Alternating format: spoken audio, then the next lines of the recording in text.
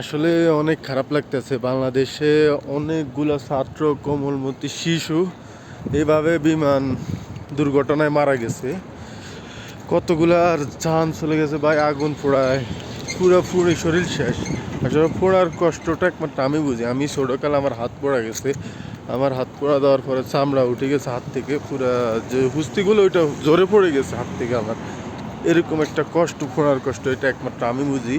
যে যার হাত ফোড়া গেছে সে বুঝবে, বা যার শরীর পোড়া গেছে সে বুঝবে এটার কষ্টটা। অন্য কেউ আসলে কষ্টটা বুঝবো না, কষ্টটা শুধু দেখিয়ে যেতে পারবো, উপলব্ধি করতে পারবো না। যার হয় সে কষ্টটা বুঝবে। আর যারা মারা গেছে, আল্লাহ যাতে তাদেরকে ব্যস্ত নসিব করে, আর তার মা বাবাকে ধৈর্য ধরার তৌফিক দেখ। আল্লাহর কাছে এটাই চাই।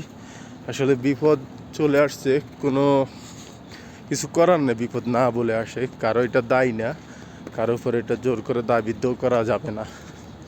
সবাই দোয়া করেন।